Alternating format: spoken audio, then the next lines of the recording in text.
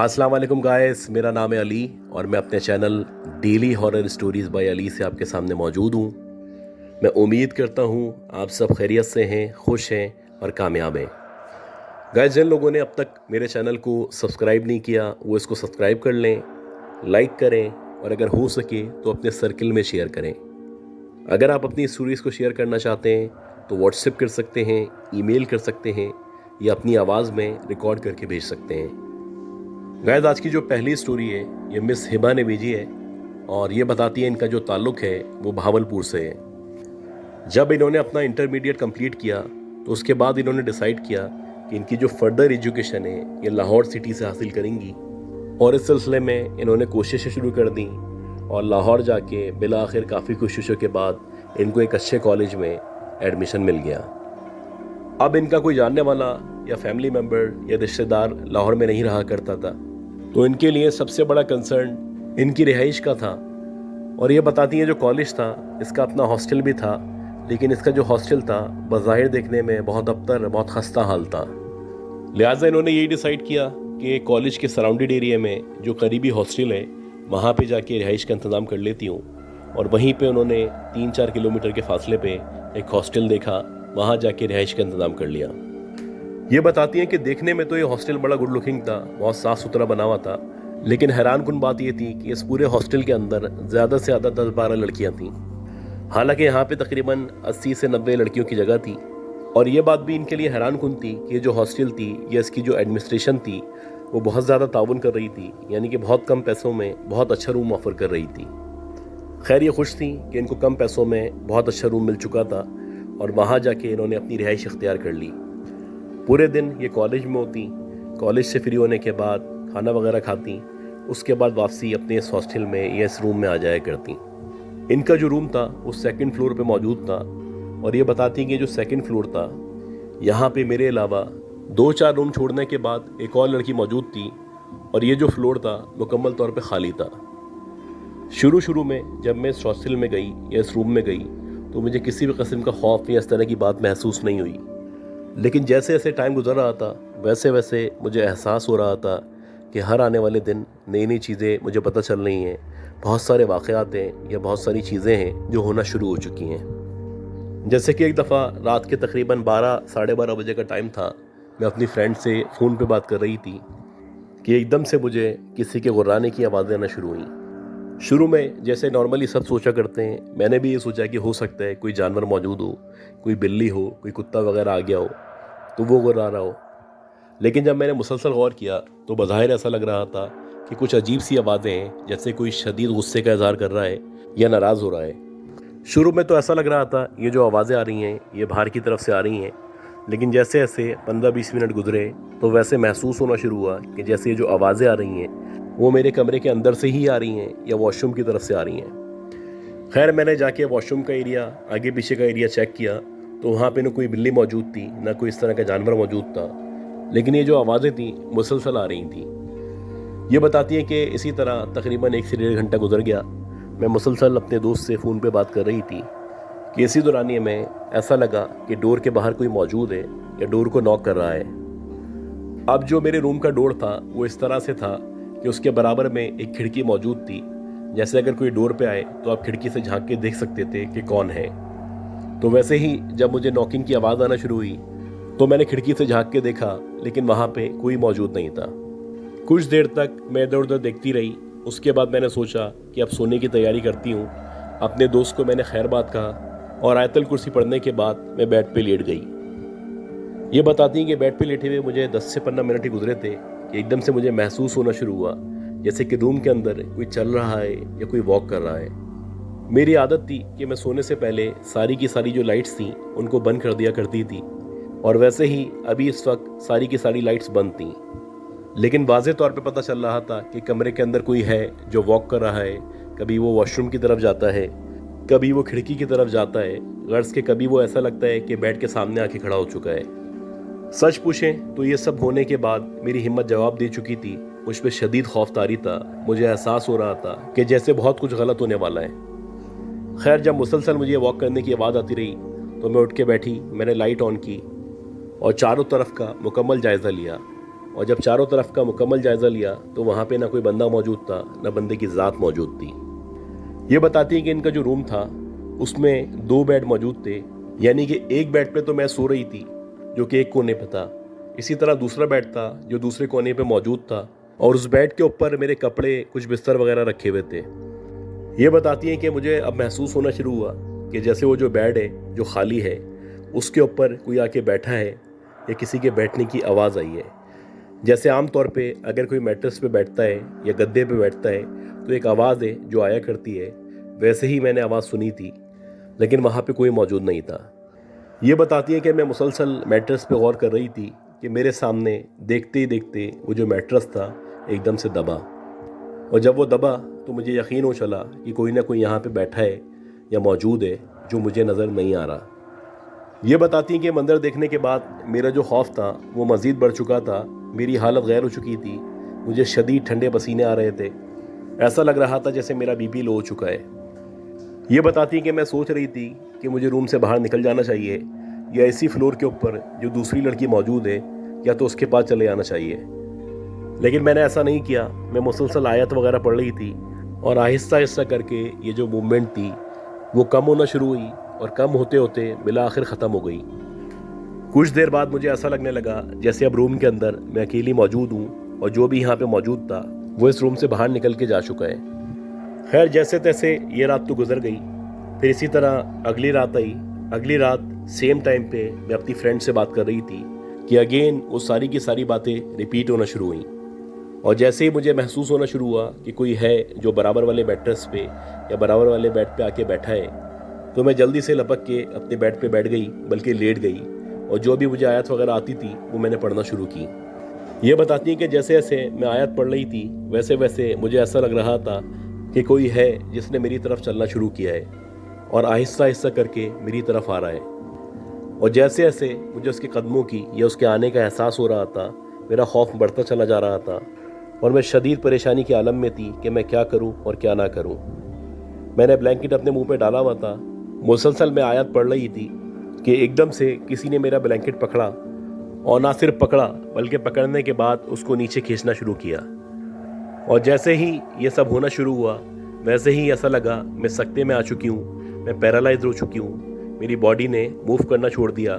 میں آیت کو کنٹینیو کرنا چاہ رہی تھی لیکن میں آیت نہیں پڑھ پا رہی تھی۔ بظاہر ایسا لگ رہا تھا کہ میں مکمل طور پہ پیرالائز ہو چکی ہوں، نہ میرا منہ چل رہا ہے، نہ میرے ہاتھ چل رہے ہیں، نہ میرے پاؤں چل رہے ہیں، ایون کہ میری پوری باڈی ایسا لگ رہا ہے مکمل طور پہ سکتے کی حالت میں ہے۔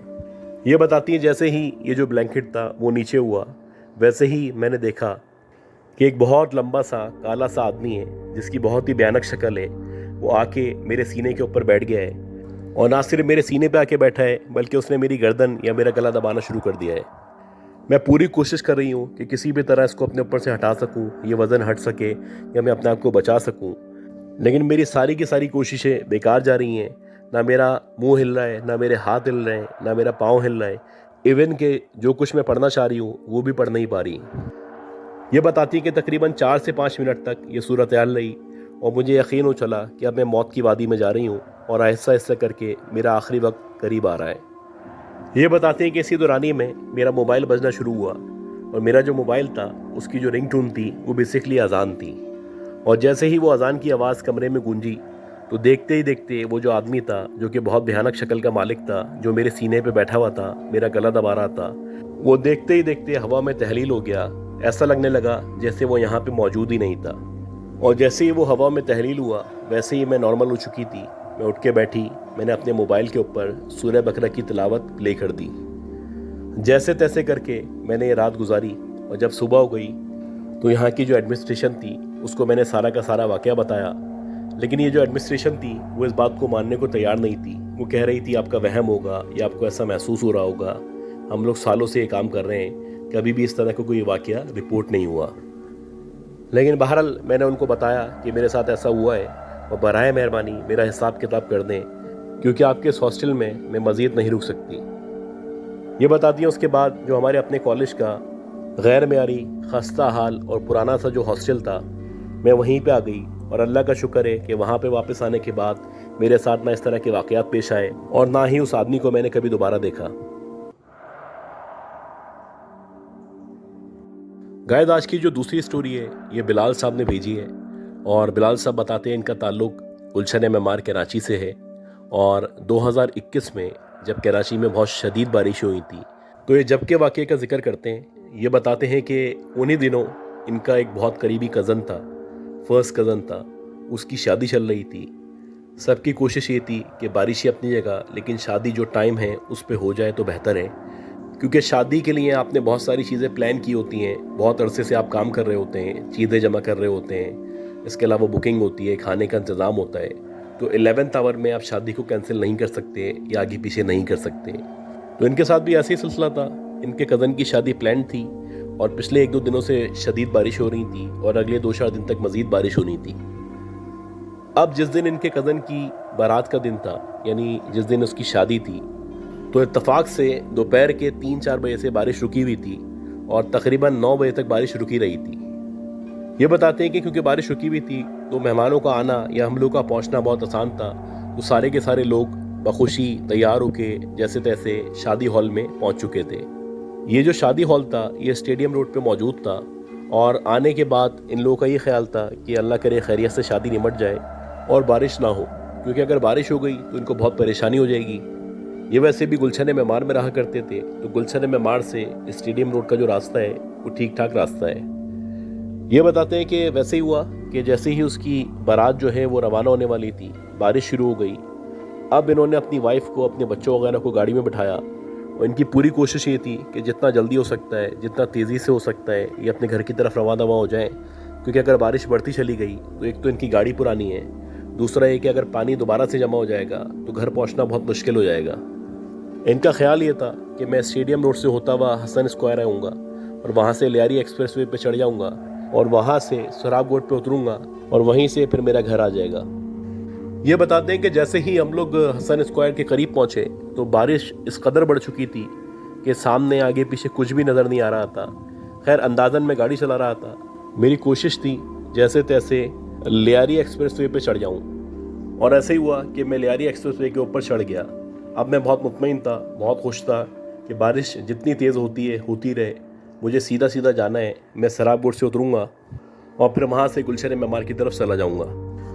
ये बताते हैं कि जैसे ही मैंने लियारी एक्सप्रेसवे को ज्वाइन किया, मैं अभी 5 मिनट ही चला था कि ऐसा लगने लगा मेरी गाड़ी ने झटके लेना शुरू कर दिए हैं। क्योंकि मेरी गाड़ी एक पुरानी गाड़ी थी तो मैं एक्सपेक्ट कर सकता था। बहरहाल जैसे ही उसने झटके लेना शुरू किए तो थोड़ा सा आगे जाके वो बंद हो गई। अब बारिश इस कदर शदीद थी कि मेरी समझ नहीं आ रहा था मैं क्या करूं। मुझे सामने आगे पीछे कहीं भी कुछ नज़र नहीं आ रहा था और उस वक्त कोई भी गाड़ी एक्सप्रेसवे पे मौजूद नहीं थी। अब जब गाड़ी रुकी तो गाड़ी रुकने के बाद अल्टीमेटली मैं बाहर निकला। बाहर निकल के मैं वेट करने लगा कि कोई अल्लाह का बंदा नज़र आए, मेरी हेल्प कर सके, या तो उस गाड़ी को स्टार्ट किया जा सके या फिर इसको टो किया जा सके। मैं तकरीबन 15 से 20 मिनट तक वहाँ पे खड़ा रहा। इस दौरानिए में ना तो कोई गाड़ी आई, ना कोई बंदा आया और मुसलसल बारिश बढ़ती चली गई। जैसे जैसे टाइम गुजर रहा था वैसे वैसे हमारे खौफ में इजाफा होता चला जा रहा था, क्योंकि रात का पहर था, शदीद बारिश थी, गाड़ी ख़राब थी, दूर दूर तक ना कोई बंदा था, ना किसी बंदे का नामो निशान था। नॉर्मली आप एक्सपेक्ट नहीं करते कि वहाँ पे कोई गाड़ी ना हो या कोई हेल्प ना करे, लेकिन क्योंकि रात का पहर था, शदीद बारिश हो रही थी, नॉर्मली लोग बारिश में निकलने से वैसे ही अवॉइड किया करते हैं। ये बताते हैं कि इसी दौरानिए में एकदम से शदीद बिजली चमकी और जैसे ही बिजली चमकी तो जो मेरी वाइफ थी और जो बच्चे थे वो बहुत बुरी तरह डर चुके थे। बच्चों ने रोना शुरू कर दिया था।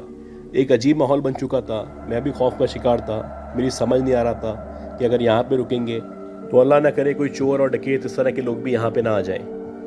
खैर, काफ़ी देर तक हम वहीं खड़े रहे। हमारी हालत बुरी से बुरी होती चली गई। बारिश थी कि ना रुकने का नाम ले रही थी, ना कम हो रही थी। ये बताते हैं कि बिला आखिर थक हार के मैंने अल्लाह से दुआ करना शुरू की और मेरी वाइफ ने आयत करीमा पढ़ना शुरू की। तकरीबन 5 मिनट ही गुजरे होंगे कि हमने देखा कि बारिश के अंदर एक शख्स है जो पीछे से चलता हुआ आ रहा है। उसने वाइट कलर के कपड़े पहने हुए और बज़ाहिर ऐसा लग रहा है कि कोई बहुत ही पुरनूर शख्सियत है।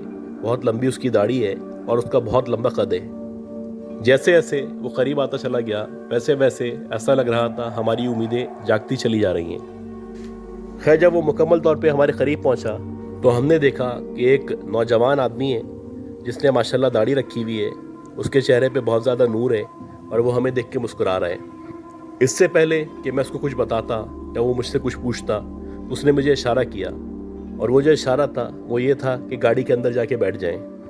میں کچھ بولنا چاہ رہا تھا لیکن اس نے دوبارہ اشارہ کیا، وہ کہنے لگا کہ اندر جا کے بیٹھ جائیں، اور میں نے ایسے ہی کیا۔ جب میں اندر آ کے بیٹھا تو میں ویٹ کر رہا تھا کہ میں بھی شاید یہ دھکا دے گا، کیونکہ نارملی جب گاڑی بند ہو جاتی ہے تو اس کو دھکا دے کے اسٹارٹ کرنے کی کوشش کی جاتی ہے۔ یہ بتاتے ہیں کہ میں اندر بیٹھا ہوا تھا، میرے بیوی بچے میرے ساتھ موجود تھے، اور بارش کیونکہ بہت زیادہ تیز تھی تو بارش کا پانی شیشے پہ گرنے کی وجہ سے باہر کا جو نظارہ تھا یا جو باہر کا منظر تھا وہ ہمیں مکمل طور پہ نظر نہیں آ رہا تھا۔ اب مجھے گاڑی میں بیٹھے بیٹھے 30 سیکنڈ 40 سیکنڈ ہو چکے تھے، اور میں اب تک ویٹ کر رہا تھا کہ اس نے دھکا لگانا کیوں شروع نہیں کیا۔ اور جب تقریباً 1 سے 2 منٹ گزر گئے تو میں نے سوچا کہ باہر نکلتا ہوں، اس سے پوچھتا ہوں کہ اگر اس کو دھکا نہیں لگانا تو اس نے ہمیں اندر بیٹھنے کا کیوں کہا ہے۔ خیر 2 منٹ بعد جب میں باہر نکلا اور میں نے اس کو دیکھنے کی کوشش کی تو دور دور تک نہ وہ بندہ موجود تھا نہ اس کا نام و نشان موجود تھا۔